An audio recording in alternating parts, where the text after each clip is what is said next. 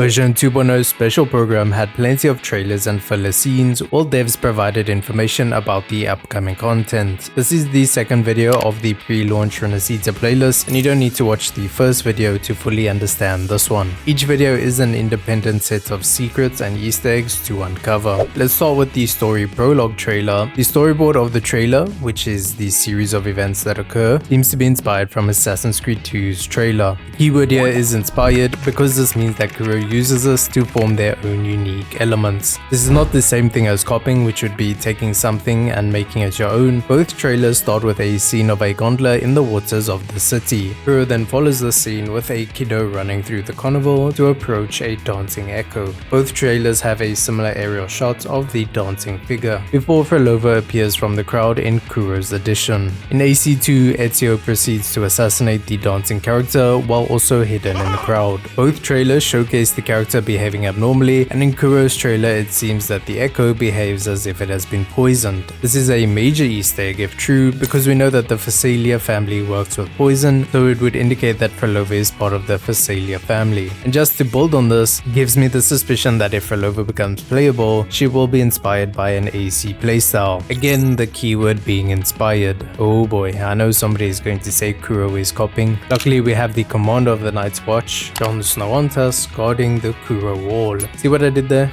I copied Game of Thrones. Oh, bruv!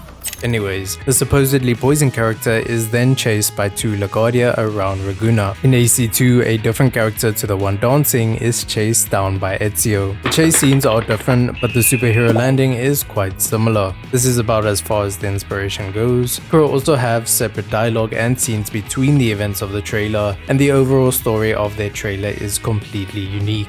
As Kuro's trailer goes on, we see Phoebe looking up to the Genesis Nexus. This is something that has been shared by the Sentinel with the Rinascitans, and the peak of the carnival is when the Sentinel crowns the finest performer with a laurel. A quick Google search of a laurel will show you this. So Rinascita's adaptation of a laurel is most likely this crown shown in the backdrop of the stage and special program. More about this backdrop in a bit. So when the fireworks go off, which is a signal of the peak of the celebration, Phoebe is looking up to pray for the manifestation from the Sentinel. The scene then pans back to the ongoing debates between the Phasalia and Montellis under the presence of Primus Fenrico. According to Kuro's post, he is the self-declared enlightened one, which is supposedly the Sentinel's resonator, like Genshi is to Joy. The backdrop of the special program features this moment when the Primus reaches out to the laurel, and this backdrop in the trailers has the Sentinel at the center of the laurel. This might be a bit difficult to see with YouTube's bitrate. You can also see somebody who wears the armor of Hadrian's gladiator. So which one of these two backdrops tell the truth? It sounds as if the laurel was presented yearly at each carnival, while the enlightened one is a resonator that has unlimited communication with the Sentinel. The next scene is of Captain Brant Roccia and Roccia on their Lario Echo. This is rather interesting considering that common echoes require a Genesis Nexus within range to manifest, so how far out on sea can Lario travel? Common echoes don't necessarily have a tacit core, and none of these scenes show Lario with a tacit core, so this suggests that Lario is just a common echo and not a tacit discord. A tacit core seems to be what separates your equipable TD echoes from your non-equipable. Oh, and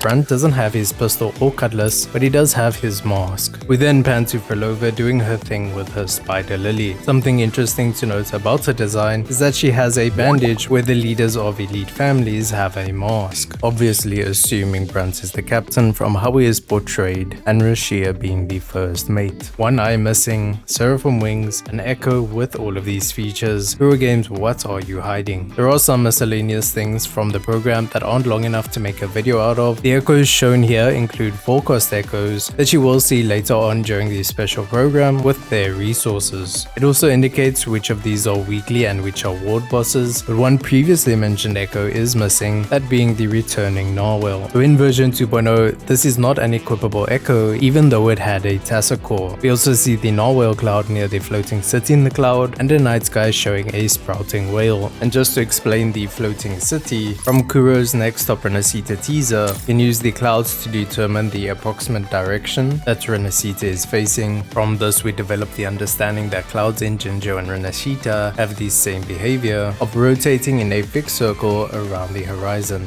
From the Game Awards promo, we see this cloud that defies this behavior by rotating around a fixed position, and you can see a bit of a structure sticking out of it. Let me know your thoughts in the comments, and I will see you in the next video.